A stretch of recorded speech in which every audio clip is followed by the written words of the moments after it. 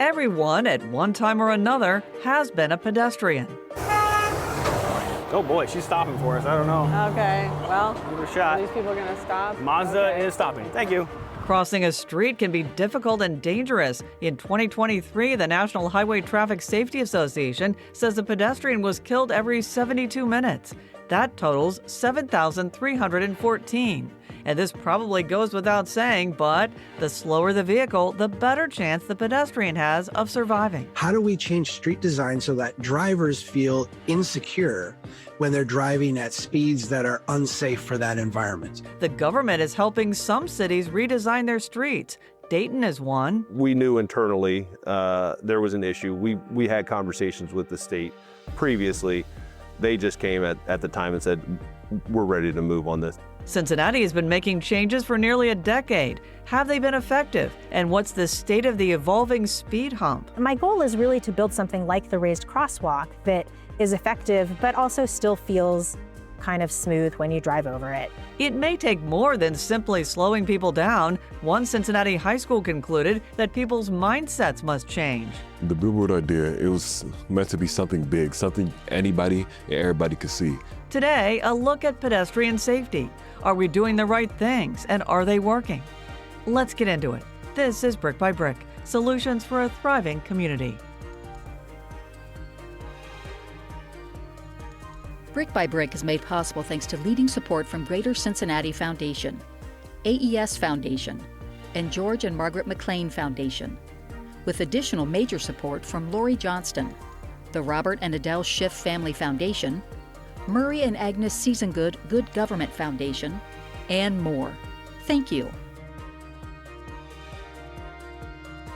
Hello and welcome to Brick by Brick, where we're highlighting solutions for a thriving community in Southwest Ohio. I'm your host, Ann Thompson. The World Health Organization has an ambitious goal: reducing road traffic deaths and injuries by 50% by 2030. The pedestrian part of that isn't going very well in the U.S. From 2013 to 2022, pedestrian deaths increased by 50%, while deaths in 27 other high-income countries declined a median of 25%.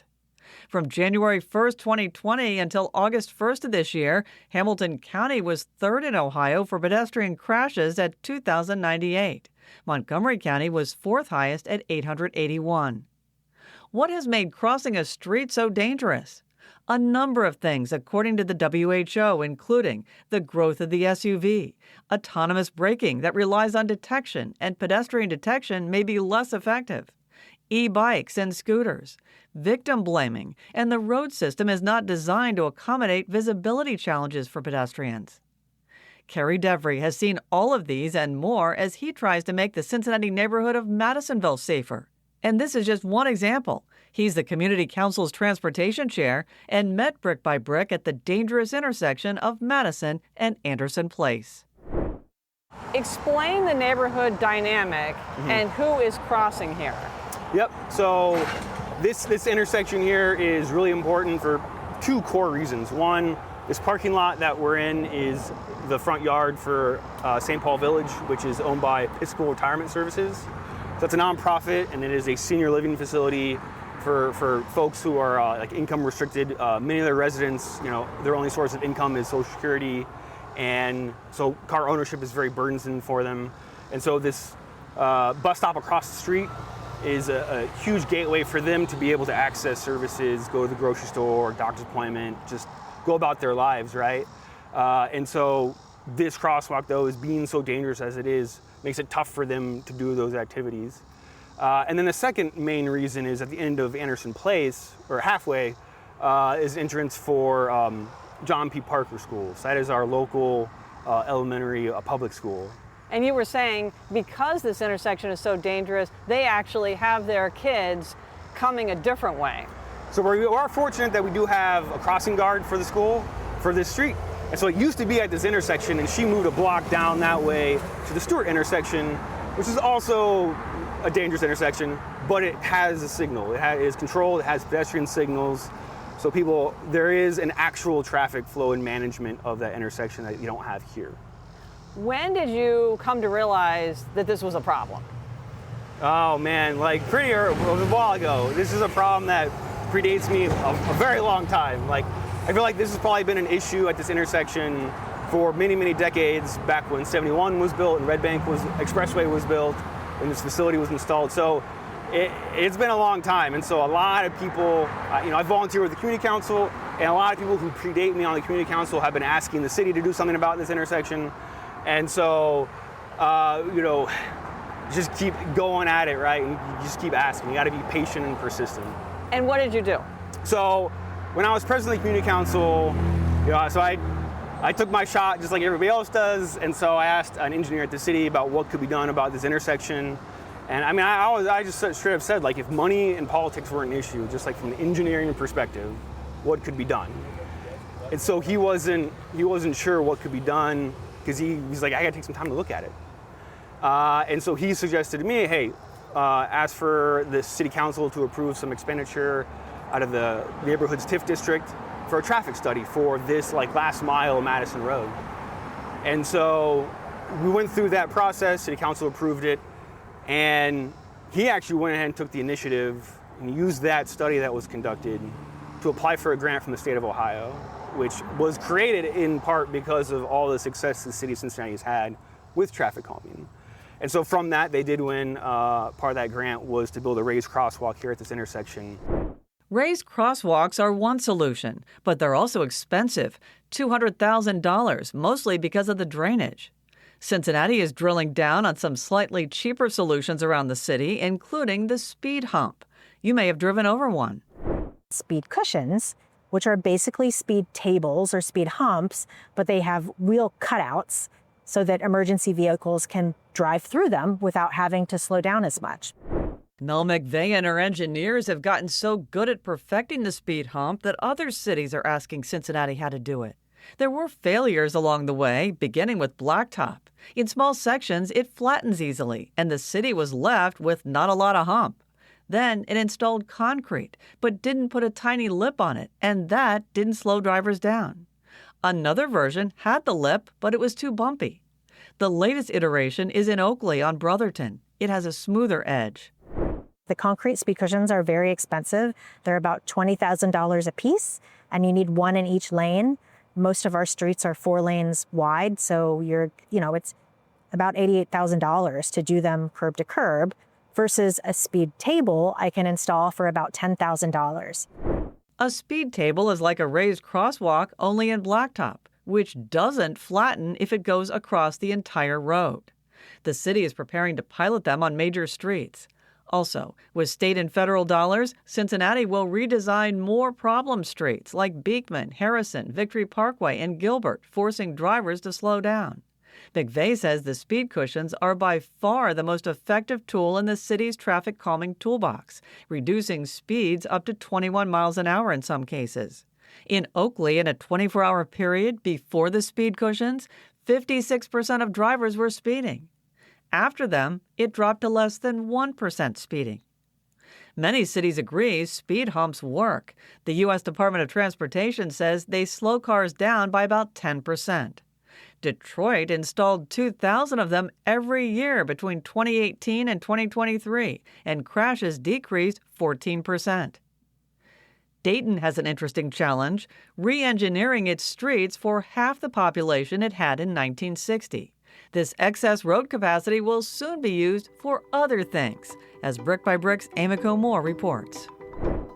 Driving around Dayton, you may not realize that some beautification areas serve dual purposes. David Escobar, Dayton City Engineer, serves in the Department of Public Works. This is a landscape zone or a furniture zone. You can add, street benches, trash cans, different other items into the mix that create a barrier between the pedestrian and the traveling public. So the pedestrian doesn't feel as hampered or as hamstrung in those situations when they're walking. The city is working to create accessible streets for all. So, we're reviewing all kinds of installations, all kinds of safety improvements to help us make us a more walkable, bikeable, drivable city rather than just being motor-centric. The state did a 2-year traffic study on North Main Street in 2017. Statistics showed 36 crashes involved pedestrians. 5 resulted in deaths. Yeah, so this was a high-speed concern area. We had several pedestrian fatalities, which 1 is too many, obviously.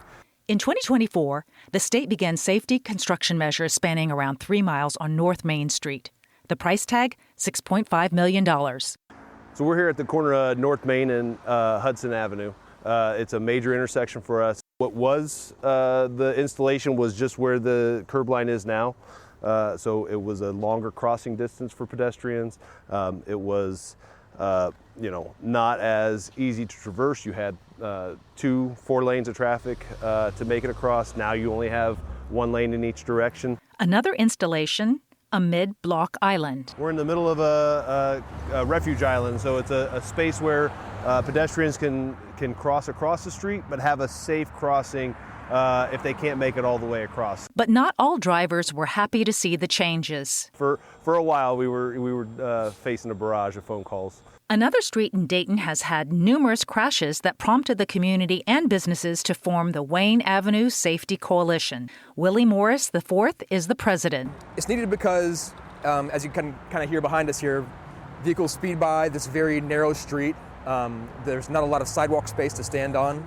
We have plenty of businesses here on Wayne Avenue, kind of in our South Park and Twin Towers neighborhoods that we want to see succeed. And people feel nervous coming down here because there's nowhere to be other than inside the building. For pedestrian Misty Chastain, crossing the street can be nerve-wracking. They can come out of nowhere. They can be turning off of a street that you can't see. It's just very unknowing. Morris took us to the corner of Wayne and Clover where, back in 2022, 44-year-old pedestrian Jennifer Johnson was struck and killed by a speeding vehicle. This corner over here was where Jennifer Johnson was standing waiting for the bus that morning in December. And it was bad road conditions, it was icy, it was snowy that day, and again, it comes down to kind of just vehicular behavior. When it comes down, coming down Wayne Avenue, you get tunnel vision, you go straight ahead, you don't take into consideration how dangerous it is outside. Outside, or and this is, again, with these historic buildings being so close to the sidewalk, there's not a lot of space to stand safely. Here we are paying attention to this traffic, and we still feel like we're in a dangerous spot. Morris showed us an intersection that is like an obstacle course for pedestrians. So this is the intersection of Wayne and Kiowee, which I call the intersection of hell because it's just a weird spot to be. You have traffic coming in and they're turning right to go into the 35 East entrance, traffic passing it to go to the 35 West entrance and to continue downtown.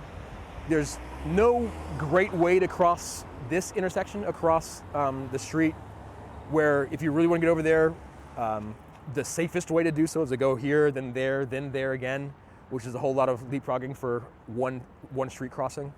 Earlier this year, a Wayne Avenue safety study proposed measures to target high-speed risk areas, including Wayne and Clover. What's part of the proposition from ODOT is what they call a speed table at this intersection, where it's essentially one giant hump where you have to go up, you're on top of it throughout the entire intersection, you have to go back down again once you get through the intersection. So you think of it like a giant speed bump. The coalition and the city had to be flexible in their positions to move forward. So we made that dance in between the two sections of pedestrian safety, moving vehicles at a reasonable pace and a reasonable volume, and landed somewhere in the middle. I can look at maps, I can look at data, but there's also a feel of living in the environment and knowing the daily activities that aren't always captured by all the data that we can go through. Construction of safety improvements on North Main Street will be completed this year. And for Wayne Avenue, a grant to fund the needed safety updates is being submitted to the state this fall. Thanks, Emiko.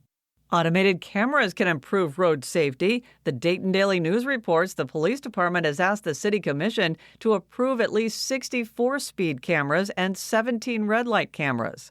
This follows testing of them in 11 school zones earlier this year.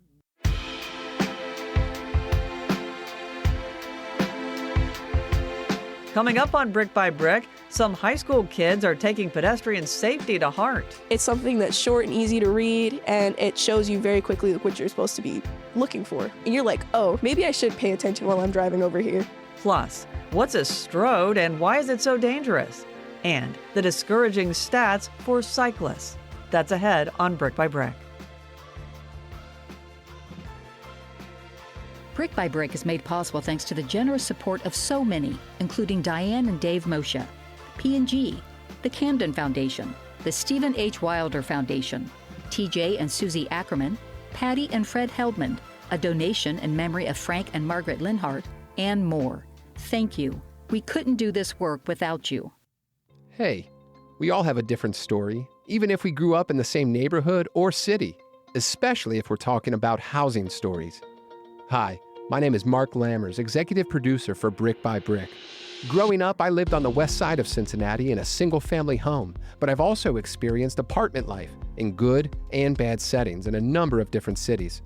I learned a lot from those times in my life and from my journey as a whole. Now we want to hear about your housing story. That's the new audience question that's live on our show pages at thinktv.org and cetconnect.org. Log in and hit the green button to share your journey and what you learned from it. We hope to share some of your experiences and lessons as we move forward on Brick by Brick so we can all get smarter together. Thanks.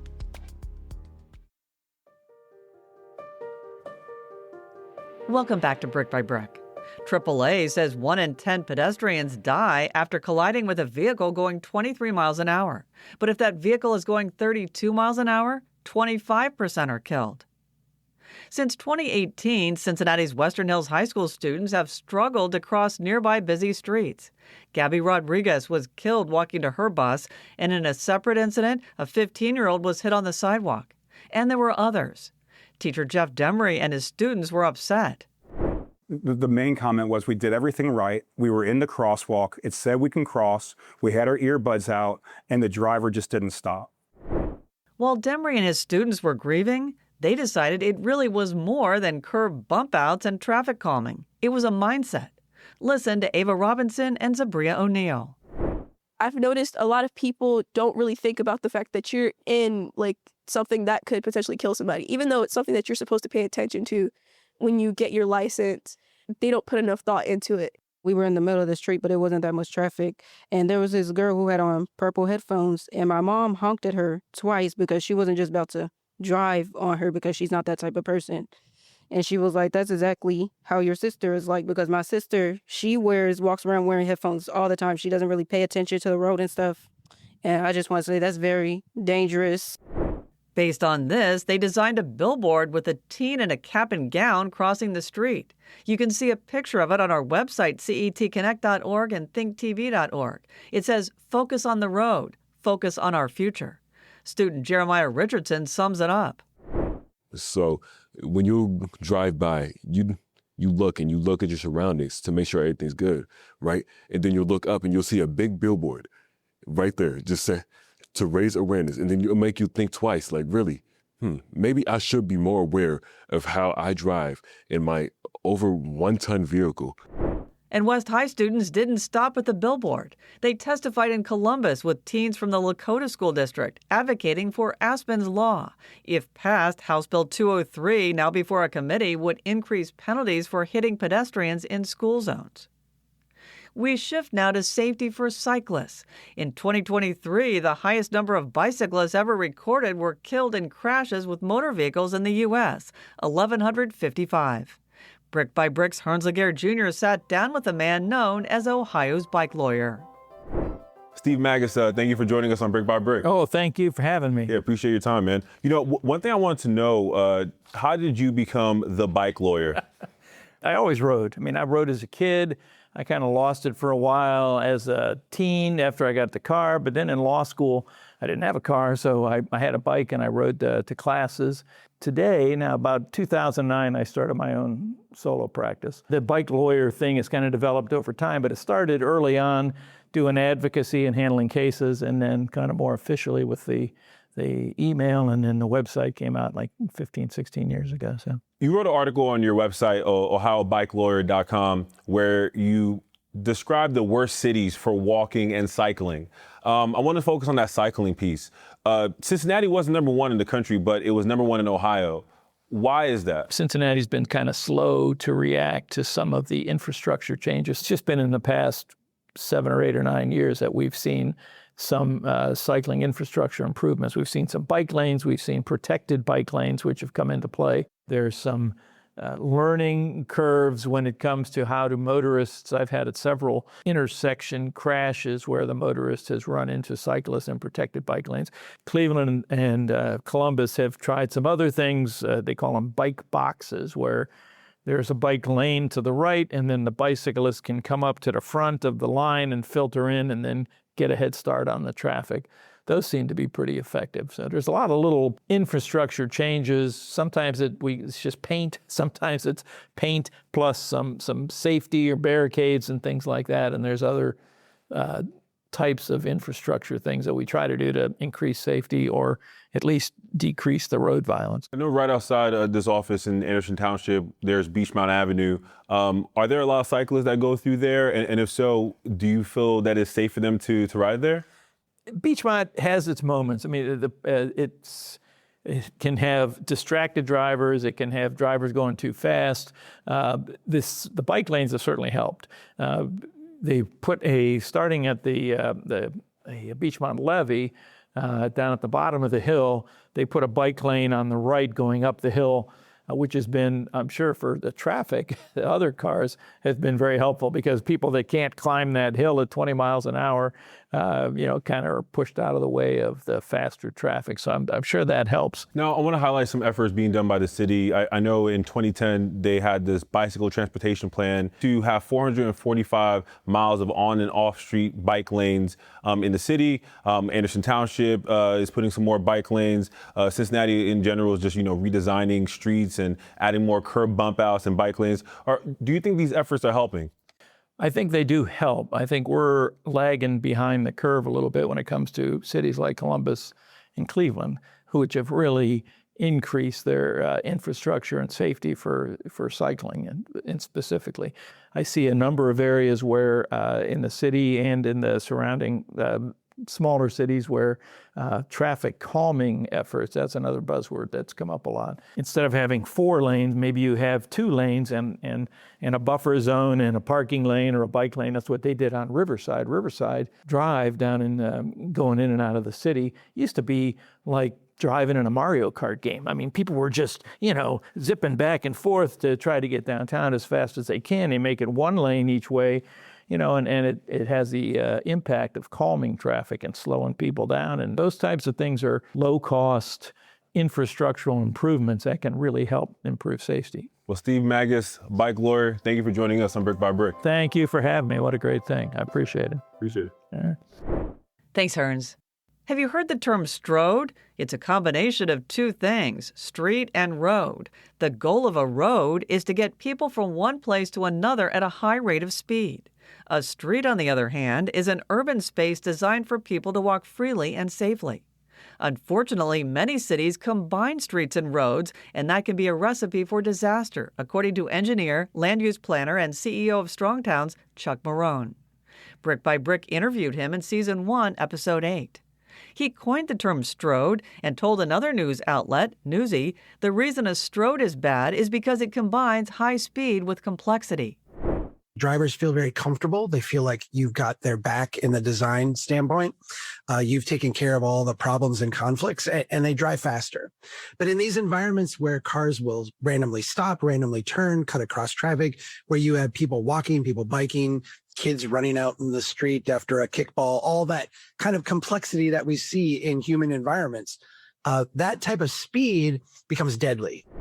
Since the pandemic, there are fewer cars on the road, but more deaths. Cars were free to speed because nothing was slowing them down. With work from home, there's not just a morning and evening rush, he says, creating a more dangerous condition for a long period of time. Marone recommends doing those things that we've been telling you about in this episode. Narrow lanes, bring curbs in to create edge friction, bring trees in to create some vulnerability in the driver so they are more aware of the complexity of the environment. When we do those things, what we see is people naturally slow down. And when they do have crashes, and there are crashes in those environments, they tend to be lower stakes, fender benders, a dent, not a fatality or a traumatic injury.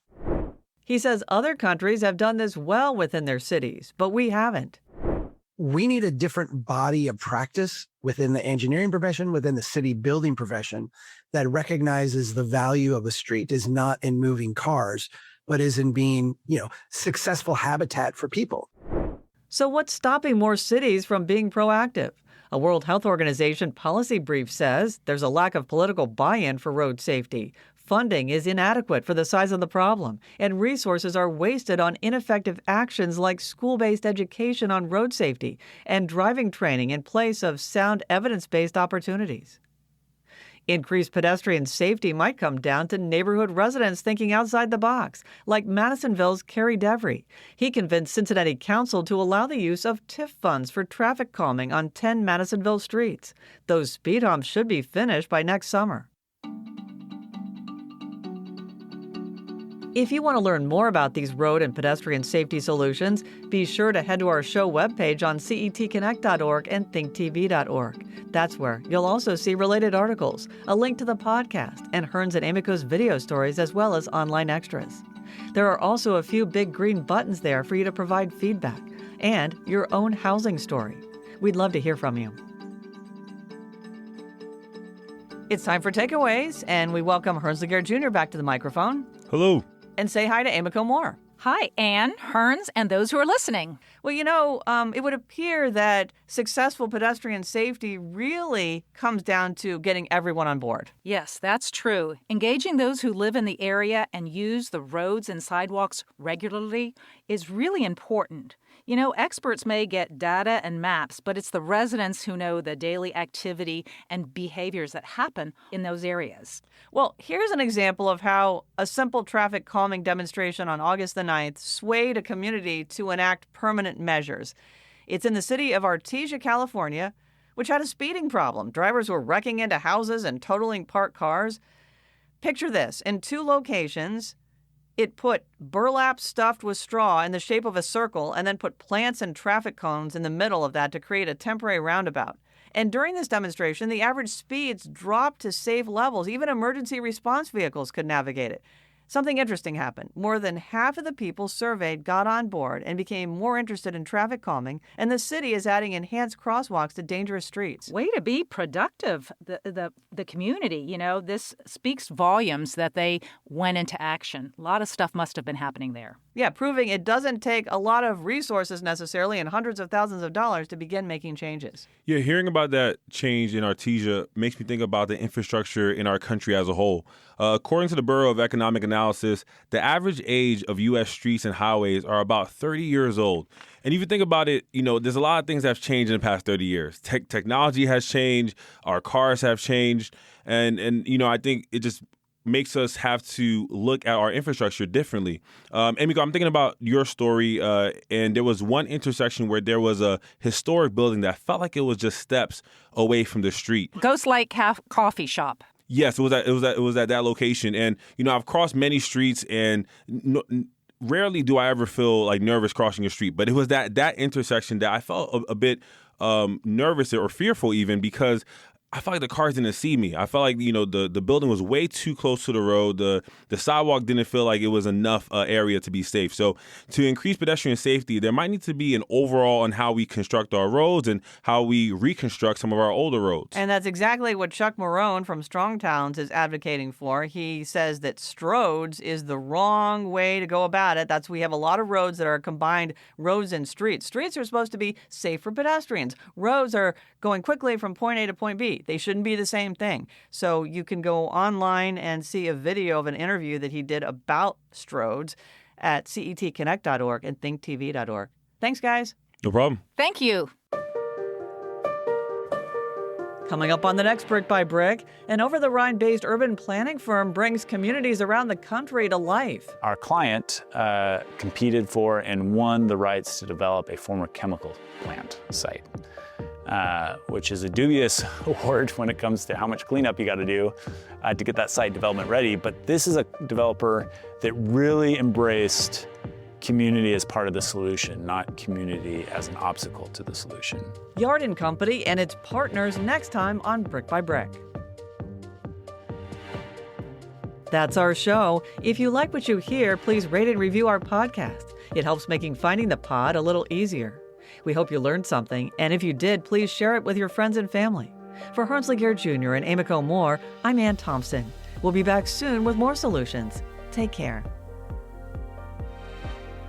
Our show is produced, hosted, and edited by me, Ann Thompson, with reporting and story editing from Harnsley Gare Jr. and Amico Moore. Our executive producer is Mark Lammers. Audio sweetening provided by Mike Schwartz. Zach Kramer runs the lights and cameras. Derek Smith is our production specialist, and Jason Garrison is our production manager. Kelly May heads up our marketing and promotions, along with Mike Shea and Bridget Dillenberger. Alyssa Stephenson handles the website, and Steve Wright and Josh Lusby are our designers. Bill Dean and Andreas Kruja are the engineers for the show, and our chief content officer is Colin Shinamblo. Our music is from Universal Production Music. Brick by Brick, Solutions for a Thriving Community is a production of CET and Think TV, Southwest Ohio PBS member stations.